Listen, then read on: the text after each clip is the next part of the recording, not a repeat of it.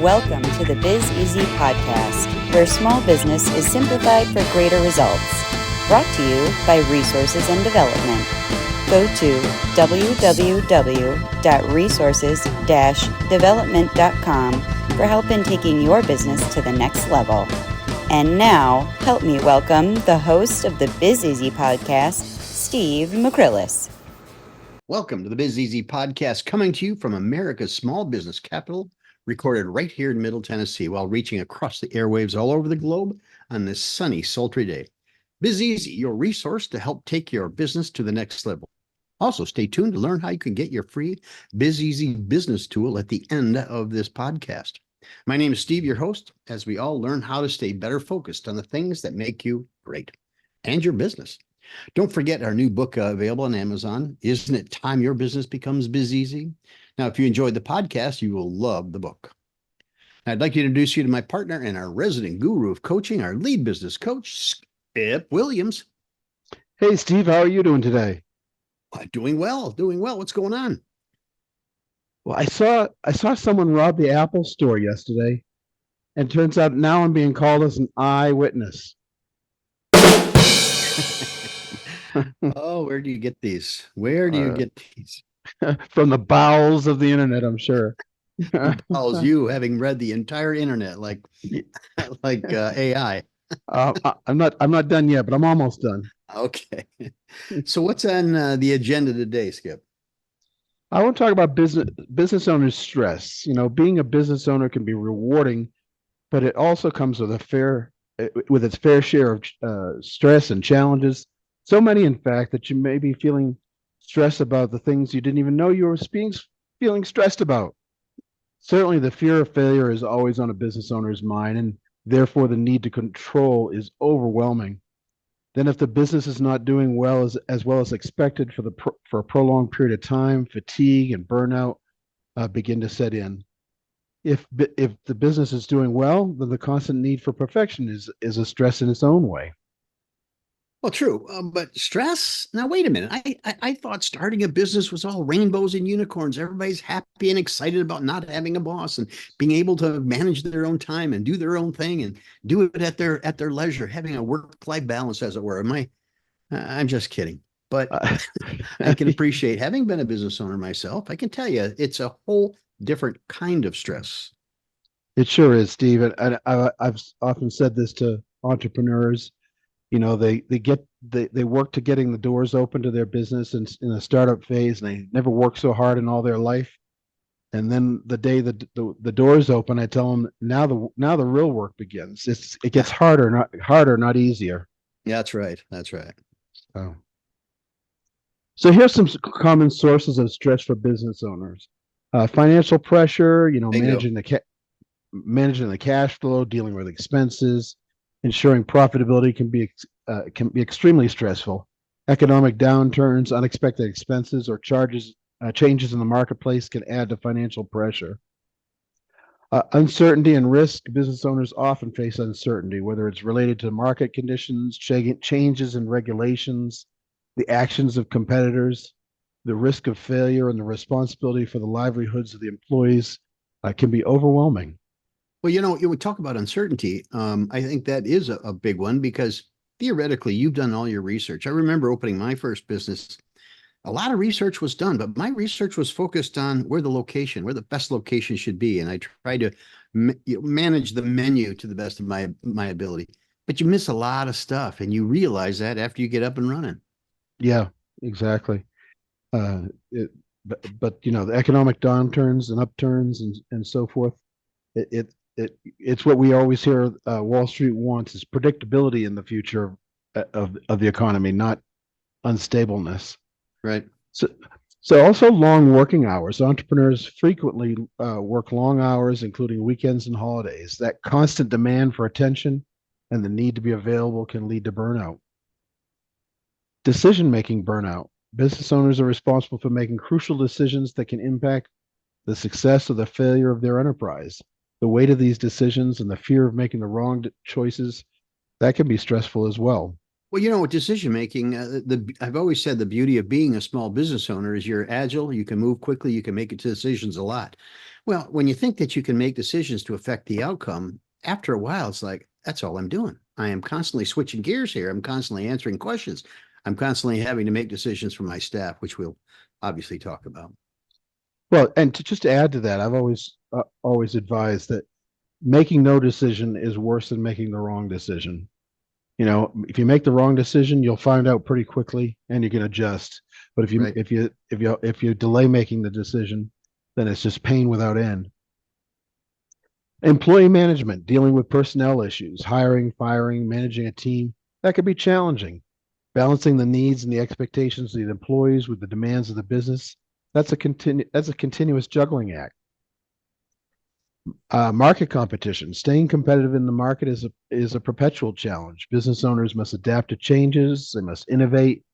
They must differentiate their product or services to stay ahead. Well, in theory, your market competition is why you got into business, because you saw a place for yourself. Maybe you were Right. working for somebody else. Maybe you were working for a different firm. But in any event, the competition you don't really think is going to be a stressor because you know that you got this. You know that you can do it. And because you work for somebody else, you know that you can do it better because you all know all the nuances. Well, at least you think you do. Oh, and I refer you back to marketing, changes in the marketplace and try to manage that continuous change and Yep. uncertainty. Customer relations, maintaining positive relationships with customers is vital for any business success.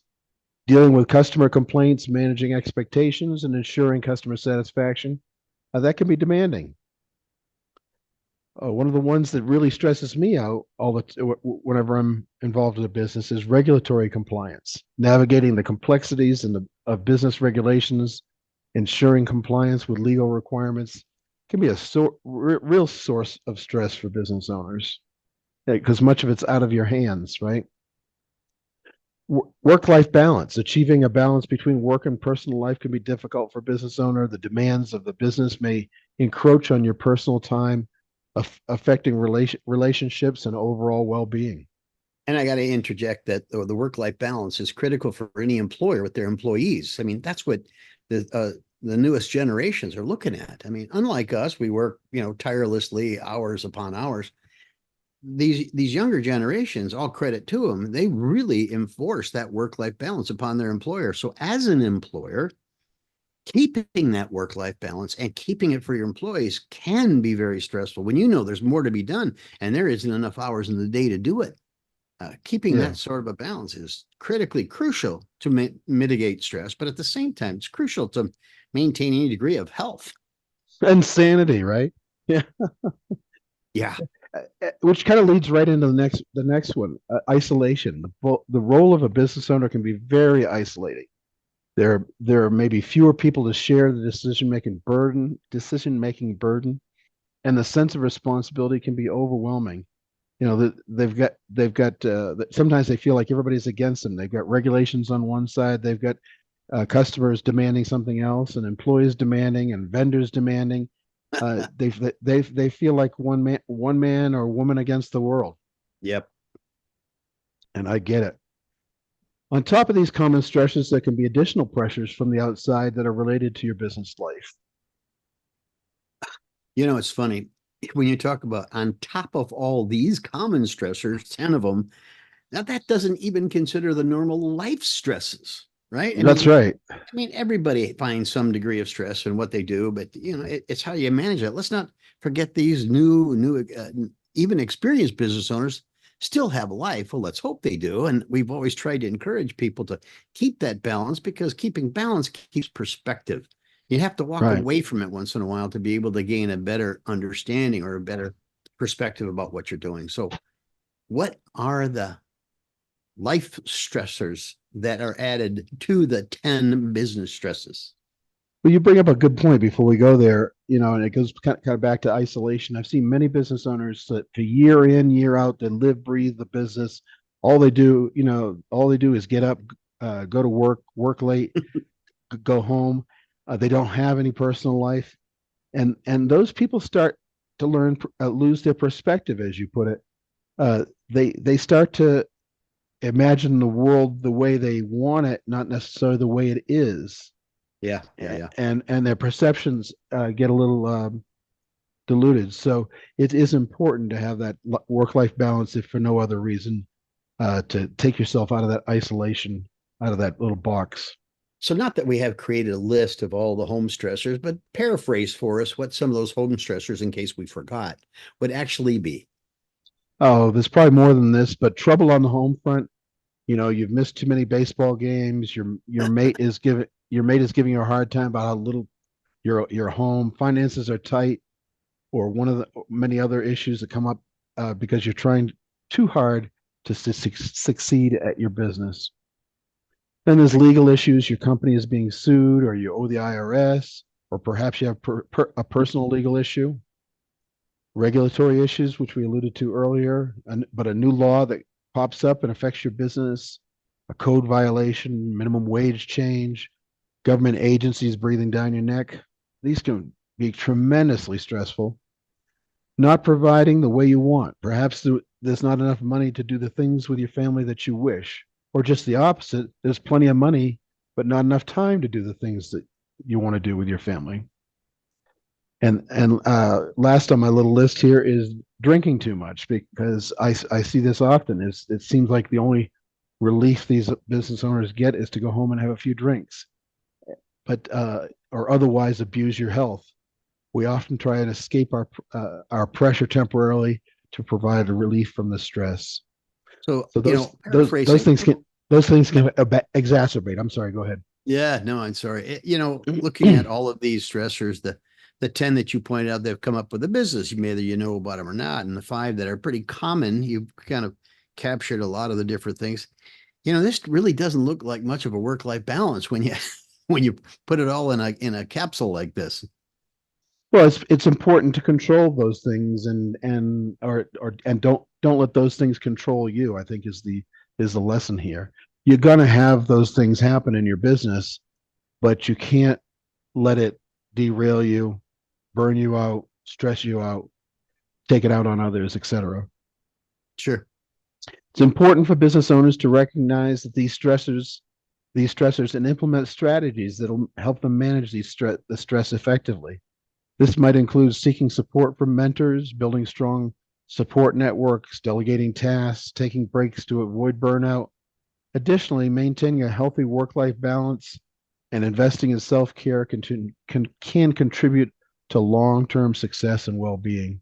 I have to bring up one of the famous Warren Buffett quotes, and I know many people follow those. If you're the smartest guy at the conference table, you're sitting with the wrong people. I think it's been said. If you're sitting in a room and you're the smartest guy in the room, you're in the room with the wrong people. In any event, surround yourself with people that you can either dump on, you can throw ideas at, somebody that you can use as a mentor, somebody that you can know is going to be an objective sounding board for you. So I'm thinking now, given all of these things, now's a good time to start talking about the what to do's to avoid this thing. I agree, Steve. And to your point about the people in the room, you need people you can delegate things to as well. But the first thing you want to do is to separate all these stressors into 2 categories: the things you can do something about, and the things you can do nothing about.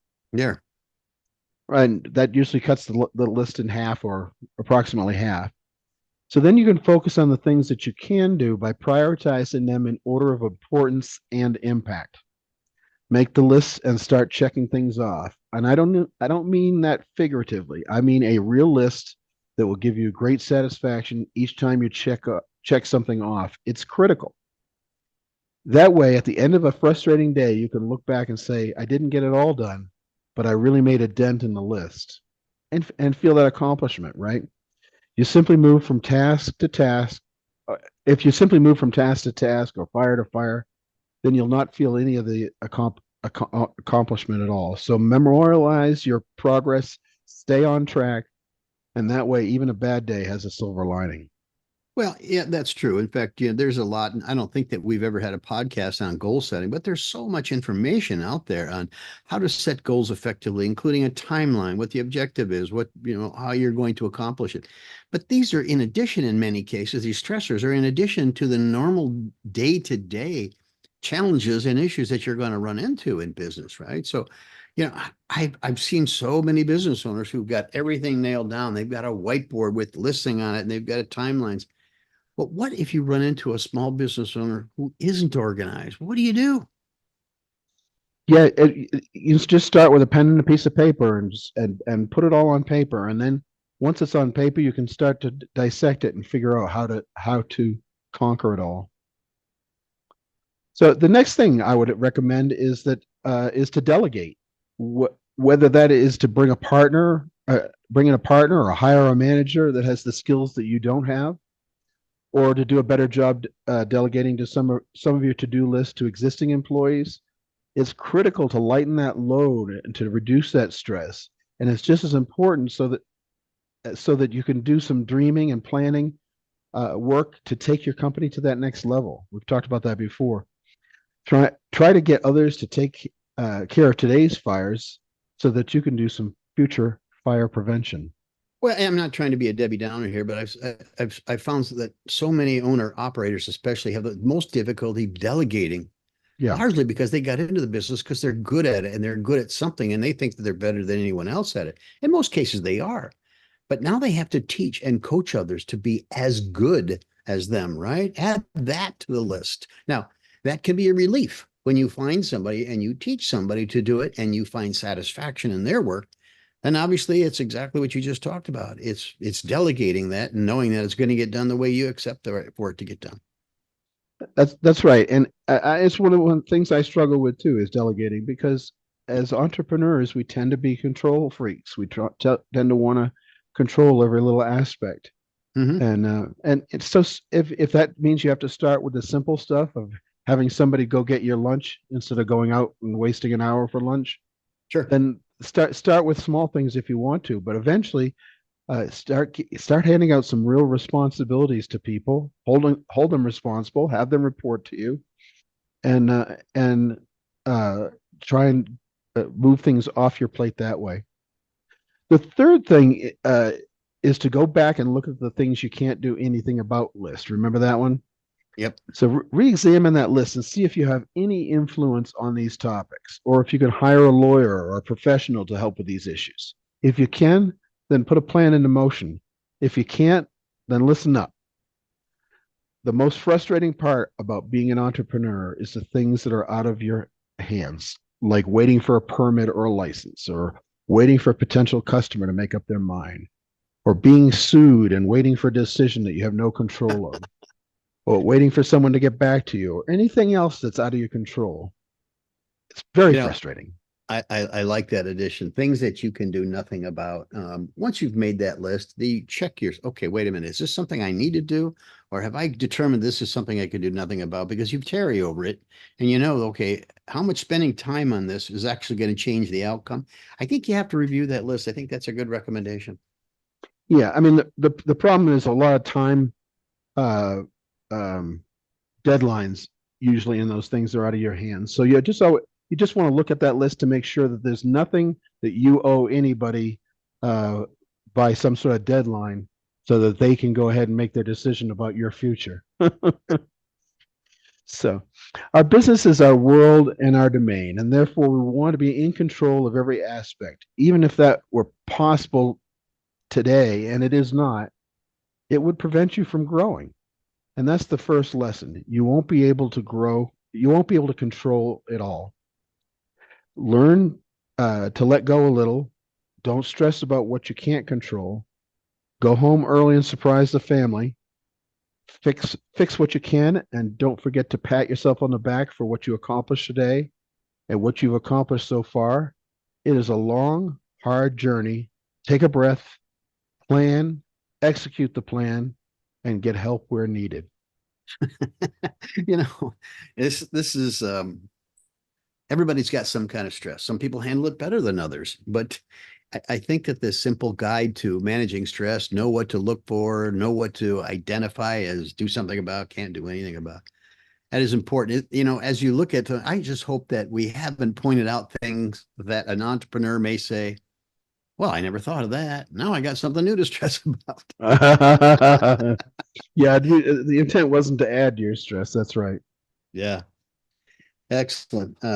Great blog. Obviously, that blog is also posted on our website at resources-development.com.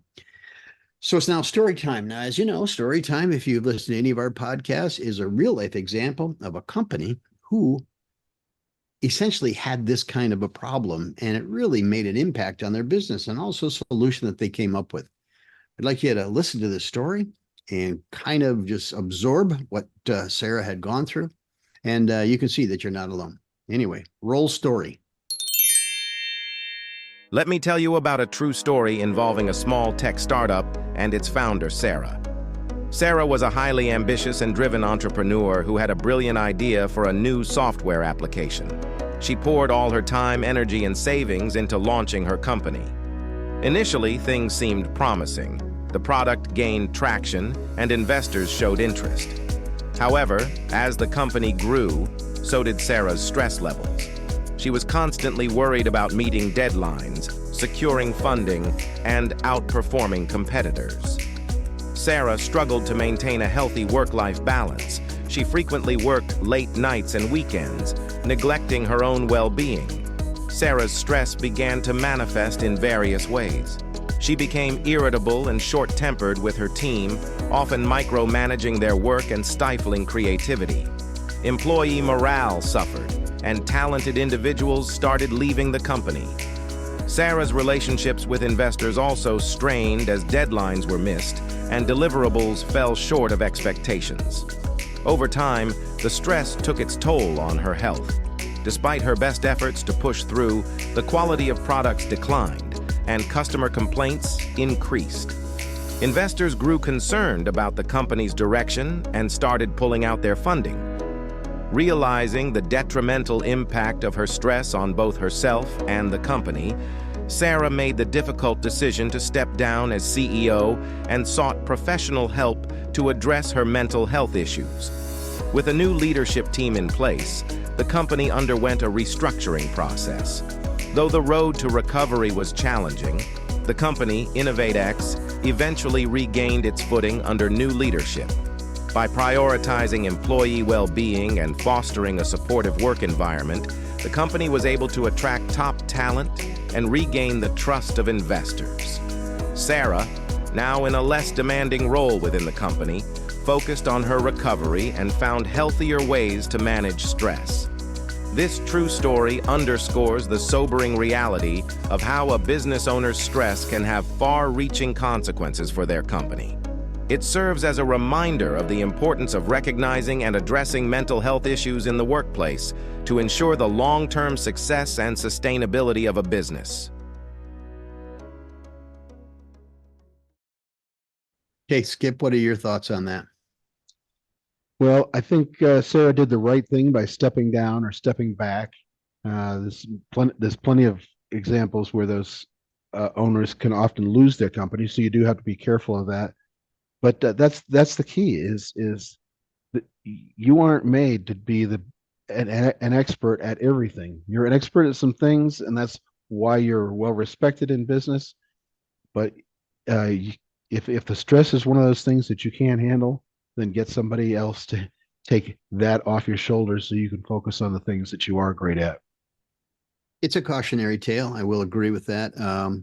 I have run into many business owners across the country that when push came to shove and we have identified all their challenges, what was keeping them from the profitability, the time that they wanted to spend outside of the business, the money that they're taking out of the business, the stress that it was creating. But the only decision that they could come up with is I need to have somebody that can take the onus off of me for all the decisions that are being made because I'm just not that guy. I'm more introspective. I'm more paced. I like to move things a little bit more slowly. You have to know your own personality type. There's all different kinds of people out there. I've met all different kinds of business owners, but work what's best for you, obviously. If you find somebody or you can delegate many of those responsibilities, some people wanted to just step back and hire a president. Well, perhaps that is the way to go. But once you've gone through a process like this, well, then you can make that decision. But don't give up. Obviously, don't give up. People don't learn by their successes as much as they learn by their failures. That's true. Right on. So It's time. Let's talk a little bit about the gift that we're offering today for having listened to our podcasts. Shall we give a free gift away? Here we go. This week's free gift is our lease negotiator. Now, this tool is designed to help you determine the best deal when considering several lease options for available real estate space for your business and or office. Now, we all know how important planning is, especially when it comes to planning for profit.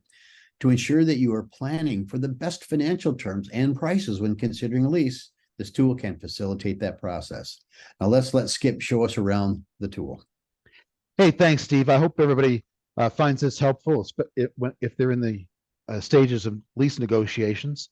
It can be used one of two ways.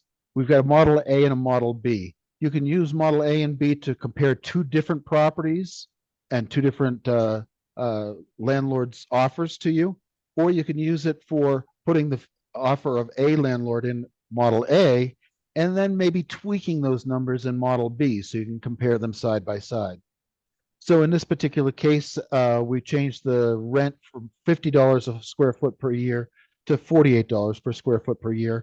We also changed the tenant improvement that the landlord will contribute from $5 a foot to $3.50 a foot. We also need to take into account the rent increases as well as the triple net increases, right? So basically, you just put in the month that each of the increases is going to happen, and how much and what percentage it will increase, both for the triple net as well as the rent, side by side, and it'll tell you which model is best. In this case, Model B. But it will also show you kind of side by side, month by month. And you remember that 5% increase we put in month 13, our rent went up, our triple net went up in both models here. And you can see them side by side, month by month. So you can kind of look at it throughout the term of the lease. This thing works for up to 120 months. That's 10 years. And we hope that it's very, very helpful to you. Bottom line is right here. What is the best model for us to use over the lifetime of the lease? Thanks, Steve. Skip, well, you sounded like Henry Ford there for a minute, but it's Model A and Model T. No, just kidding. Once again, the inputs are minimal, but the outputs are quite powerful. Now, this tool has been very valuable to help you consider which, if you have several options to consider when getting a real estate lease. Now, we hope this makes your business a little more predictable and profitable. And the way to get your free copy of the Lease Negotiator today is to go to the products page at resources-development.com and use the coupon code LEASE, LEASE, to get yours absolutely free. Now, this product is a $29.95 value that you will receive free today for listening to us. Our gift to help your life become biz easier. And there it is for our podcast today. Thank you, Skip, for the blog. Thank you for all your input. And I got nothing else. All right. Well, then that's a wrap, my friend. That's a wrap. Woo! Thanks for listening to today's Biz Easy podcast.